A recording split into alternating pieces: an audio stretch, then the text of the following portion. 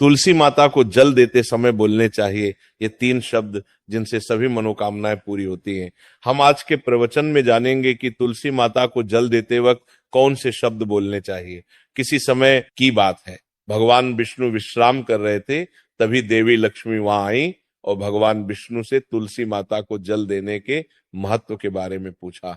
भगवान विष्णु ने उन्हें तुलसी माता को जल देने के महत्व को विस्तार से बताया। तब देवी लक्ष्मी ने कहा, हे स्वामी, आपने मुझे तुलसी माता के महत्व के बारे में बताया, लेकिन अब मैं ये जानना चाहती हूँ कि तुलसी माता को जल कैसे देना चाहिए, उनकी सेवा की सबसे श्रेष्ठ विधि क्या है और जल देते समय कौन सा मंत्र बोलना चाहिए। भगवान विष्णु ने उत्तर दिया, प्रिया देवी, जैसा कि मैंने तुम्हें तुलसी माता के महत्व के बारे में बताया, उसी प्रकार तुलसी माता को जल देते समय बोला जाने वाला मंत्र भी बहुत महत्वपूर्ण है। ये मंत्र 3 शब्दों का है, लेकिन इसका प्रभाव अत्यंत शुभ और कल्याणकारी है। जो भी रोज तुलसी माता को जल देते समय इन 3 शब्दों का उच्चारण करेगा, उसके घर में मां लक्ष्मी का वास होगा, उसकी दरिद्रता समाप्त हो जाएगी और उसे अपार धन धान्य की प्राप्ति होगी। मंत्र के महत्व को बताते हुए भगवान विष्णु ने कहा, इस मंत्र का महत्व सुनने से ही मनुष्य के सभी पाप नष्ट हो जाते, उसे हजारों वर्षों तक तुलसी माता को जल देने के पुण्य का फल मिलता है। फिर भगवान विष्णु ने देवी लक्ष्मी को एक कथा सुनाई। उन्होंने कहा, दक्षिण दिशा में यम नगरी नामक एक नगर था, जहां रमेश नामक एक ब्राह्मण रहता था। वह अत्यंत पापी और गलत कामों में लिप्त व्यक्ति था।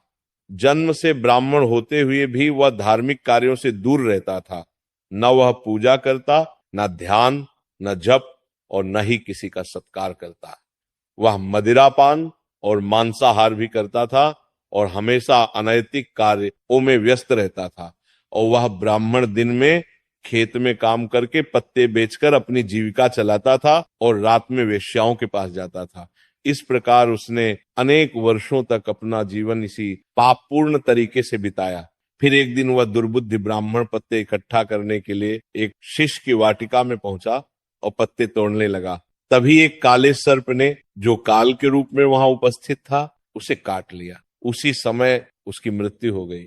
उसकी मृत्यु के तुरंत बाद यमराज के दूत वहां प्रकट हुए और उसकी आत्मा को लेने के लिए आए। वे उसे यमलोक ले जाने लगे। मार्ग में वह ब्राह्मण यमदूतों के सामने रोने और विलाप करने लगा। उसने कहा, हे दूतों, मुझे कहाँ ले जा रहे हो? मुझे छोड़ दो, मेरे प्राण बचा लो। लेकिन यमदूत बोले, अरे पापी ब्राह्मण, तेरे दुष्कर्मों के कारण तुझे यह दंड मिला है। अब यमराज तुझे घोर नरक में डालेंगे। यमलोक पहुंचने पर चित्रगुप्त ने उस ब्राह्मण का पूरा लेखा जोखा प्रस्तुत किया। उन्होंने कहा, हे धर्मराज, इस ब्राह्मण ने अपने पूरे जीवन में केवल पाप किए हैं, इसने कभी कोई पुण्य कार्य नहीं किया। धर्मराज ने दूतों से कहा, हे दूतों, इस घोर पापी ब्राह्मण को नरक में डाल दो, इसे अपने कर्मों का फल भोगना होगा। यमदूत उसे ब्राह्मण को नरक में ले गए और उसे भयंकर अग्नि में धकेल दिया। वह कई वर्षों तक नरक की यातनाएं सहता रहा। इसके बाद उसे अगले जन्म में बैल के रूप में जन्म मिला। बैल का शरीर पाकर उसने भारी बोझ उठाने का कार्य किया। उसका मालिक उससे दिन रात काम करवाता था। जब उसकी शक्ति समाप्त होने लगी तो मालिक ने उसे एक लंगड़े आदमी को बेच दिया। वह लंगड़ा आदमी उस बैल का उपयोग अपने बोझ उठाने के लिए करता था।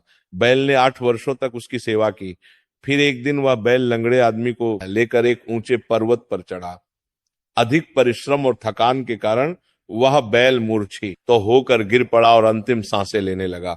वहां खड़े लोगों को उस बैल पर दया आ गई। उन्होंने उसके मुख में पानी डालने का प्रयास किया। उसी वे में एक पुण्यात्मा व्यक्ति भी था। उसने अपने पुण्य का थोड़ा भाग उस बैल को दे दिया। इसे देखकर अन्य लोगों ने भी अपने अपने पुण्य उसे देना शुरू कर दिया। उसी वे में एक वेश्या भी खड़ी थी। सभी अपना पुण्य उस बैल को देकर उसका उद्धार करने का प्रयास कर रहे थे।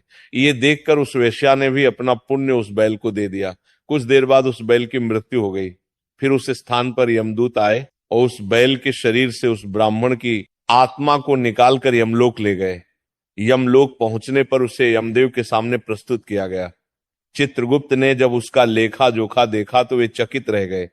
वेश्या के द्वारा दिए गए पुण्य के कारण उसके सभी जन्मों के पाप नष्ट हो चुके थे।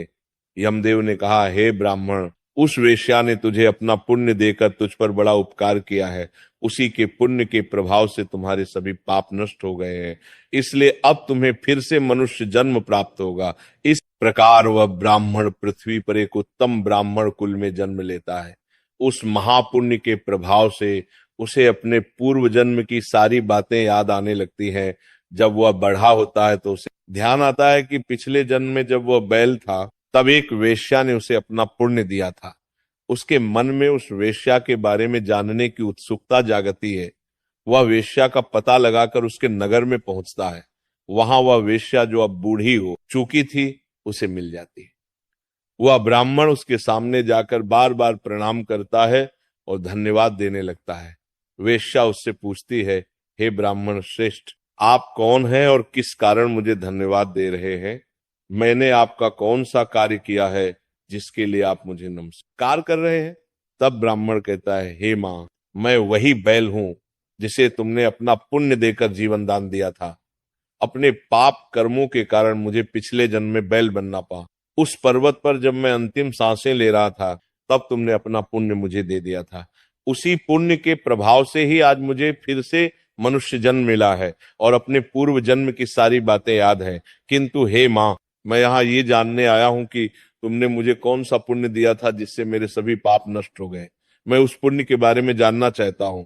तब वेश्या ने कहा, हे ब्राह्मण श्रेष्ठ, मैंने तो अपने जीवन में कोई पुण्य का कार्य नहीं किया है, पर मेरे घर में एक तोता है जो पिंजरे में रहकर हमेशा कुछ बोलता रहता है, जिसे सुनकर मेरा अंतःकरण पवित्र हो गया। वही मंत्र मैंने आपको पुण्य स्वरूप दान किया।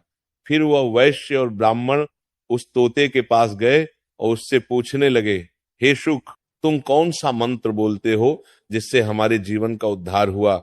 ये मंत्र तुम्हें किसने सिखाया और इसका क्या अर्थ है? तब उस तोते ने अपने पूर्व जन्म का वृतांत सुनाना शुरू किया। वह बोला, हे ब्राह्मण श्रेष्ठ, पिछले जन्म में मैं एक ब्राह्मण था। मुझे अपने ज्ञान का बहुत घमंड था। मैंने कभी गुरुजनों का सम्मान नहीं किया बल्कि उनका बार बार अपमान किया। अपने अहंकार के कारण मेरा स्वभाव क्रोधी और द्वेषपूर्ण हो गया। मैं सभी को तुच्छ समझने लगा और विद्वानों का भी अपमान करता था। कालांतर में मेरी मृत्यु हो गई और मुझे यमलोक ले जाया गया। पूज्य व्यक्तियों और गुरुजनों का अपमान करने के कारण मुझे तोते के कुल में जन्म लेना पड़ा। तोते के रूप में जन्म लेने के बाद छोटी अवस्था में ही मेरे माता पिता का साथ छूट गया। मैं अकेला पेड़ की डाल पर बैठकर रो रहा था। तभी कुछ मुनि उस मार्ग से जा रहे थे। उन्होंने मेरी दयनीय स्थिति देखी और मुझे अपने आश्रम ले आए। आश्रम में उन मुनियों ने मुझे एक सुंदर पिंजरे में रखा और मेरी देखभाल की। वे मुझे प्रतिदिन भोजन कराते और मुझसे स्नेह करते थे। उस आश्रम में वे, उनकी पत्नियां और बच्चे प्रतिदिन तुलसी के पौधे को जल अर्पित करते और एक मंत्र का जाप करते थे। उनके मुख से बार बार मंत्र सुनकर मैंने उसे याद कर लिया। तब से मैं उसी मंत्र का जप करता हूं। इस मंत्र के प्रभाव से मेरे जीवन में सकारात्मक बदलाव आने लगे। मुझे अपने कर्मों का पश्चाताप हुआ और मेरी मृत्यु भी टल गई।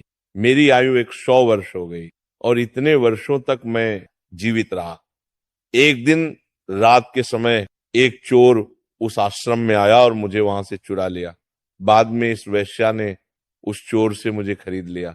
वेश्या के घर आने के बाद भी मैं वही मंत्र बोलता रहा। इस मंत्र को सुनकर इस वेश्या का अंतःकरण पवित्र हो गया।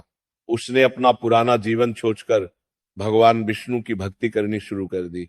हे ब्राह्मण देव, इसी मंत्र के प्रभाव से मेरे और उस वेश्या के सभी पाप नष्ट हो गए।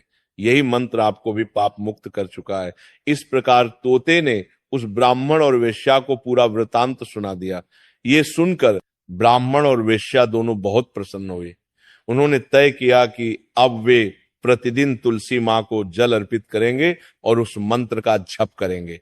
कुछ समय बाद उस ब्राह्मण, वैश्या और तोते ने मंत्र के प्रभाव से दिव्य विमान में बैठकर विष्णु लोक की यात्रा की। भगवान विष्णु ने देवी लक्ष्मी से कहा, हे देवी, देखा आपने, केवल तुलसी मां के मंत्र के प्रभाव से उस तोते, वेश्या और ब्राह्मण के सभी पाप नष्ट हो गए। इसीलिए हर व्यक्ति को प्रतिदिन तुलसी मां को जल अर्पित करते हुए इस मंत्र का जाप अवश्य करना चाहिए। वह मंत्र इस प्रकार है, ओम वृंदावनी स्वाहा, ओम वृंदावनी स्वाहा। जो स्त्री प्रतिदिन तुलसी माँ के साथ माने इस मंत्र का उच्चारण करेगी वह सौभाग्यशाली बनेगी। जो पुरुष इसका जप करेगा उसे अक्षय धन की प्राप्ति होगी। जिस घर में प्रतिदिन तुलसी माँ की पूजा होगी वहां लक्ष्मी जी का सदा वास रहेगा। तुलसी माँ का यह मंत्र फलदायी और सिद्धियों को प्रदान करने वाला है। स्त्रियों को स्नान के बाद बाल बांधकर मांग में सिंदूर लगाकर तुलसी माँ को जल चढ़ाना चाहिए। साथ ही तुलसी माँ की परिक्रमा करनी चाहिए। शाम के समय तुलसी माँ के पास दीपक जलाने से घर में सुख समृद्धि आती है। भगवान विष्णु की पूजा तुलसी माँ के बिना अधूरी है। तुलसी का एक पत्ता चढ़ाने से भगवान को उतनी प्रसन्नता मिलती है जितनी हजारों अमृत के घड़ों से नहलाने पर भी नहीं मिलती। जो भी व्यक्ति तुलसी माँ का सम्मान करेगा और उनके इस मंत्र का जप करेगा उसे न केवल इस लोक में बल्कि परलोक में भी शुभ फल प्राप्त होगा। ऐसा फल तुलसी माँ के पत्तों के दान से मिलता है। जो मृत्यु के समय अपने मुख में तुलसी के पत्तों का जल ग्रहण करता है ऐसा व्यक्ति अपने सभी पापों से मुक्त होकर भगवान विष्णु के धाम जाता है। भगवान विष्णु कहते हैं पूर्णिमा, अमावस्या, द्वादशी और सूर्य संक्रांति के दिन मध्याह्न काल रात्रि और अशौच के समय तेल लगाकर बिना स्नान किए अथवा बिना हाथ पैर धोए रात्रि के वस्त्र पहनकर तुलसी के पत्ते तोड़ना महापाप होता है। श्राद्ध, व्रत, दान, प्रतिष्ठा और देव पूजा के लिए तोड़े गए तुलसी के पत्ते 3 रात तक पवित्र रहते हैं।